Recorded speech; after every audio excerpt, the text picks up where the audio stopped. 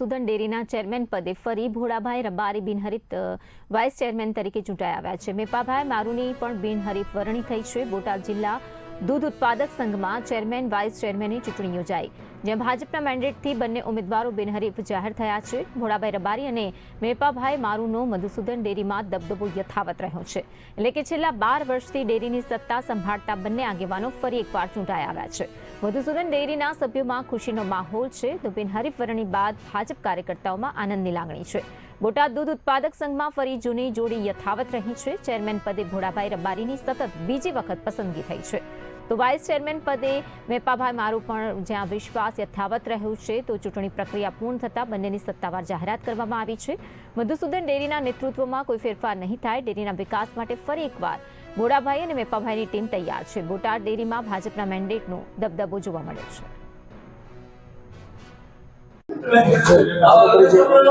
સૈરાજભાઈ પટગીર, જિલ્લા ભાજપ અગ્રણી, બોટાદ।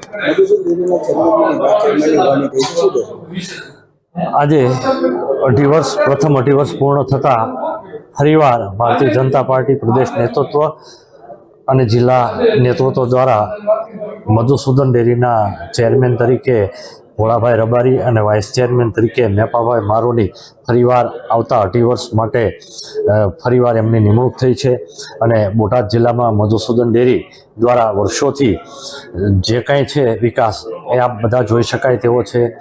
સૌપ્રથમ શરૂઆત થઈ ત્યારથી અત્યાર સુધી આ ચિલિંગ સેન્ટર સહિતની તમામ સુવિધાઓ ઉપલબ્ધ કરવામાં આવી છે, તેમજ ડેરી દ્વારા પણ અનેકવિધ કાર્યક્રમો, સેવાકીય પ્રવૃત્તિઓ પણ કરવામાં આવે છે અને બોટાદ જિલ્લાના પશુપાલકોને વધારેમાં વધારે પોષણક્ષમ ભાવ મળે એ પ્રમાણેની અહીંયા વ્યવસ્થા પણ કરવામાં આવે છે। આજે બોટાદ જિલ્લા દૂધ સંઘની 2.5 વર્ષ ટર્મ માટેની ચૂંટણી હતી। એમાં ભારતીય જનતા પાર્ટી દ્વારા અમારું પ્રદેશનું નેતૃત્વ, અમારા પ્રદેશ અધ્યક્ષ જગદીશ વિશ્વકર્માજી, અમારા રત્નાકરજી, અમારા ઝોન મહામંત્રી, જિલ્લાના અમારા પ્રભારી, જિલ્લા ભાજપના અધ્યક્ષશ્રી દ્વારા અમને 2.5 વર્ષ માટે બોટાદ જિલ્લા મધુસૂદન ડેરીના ચેરમેન તરીકે મારી વરણી કરવામાં આવી છે।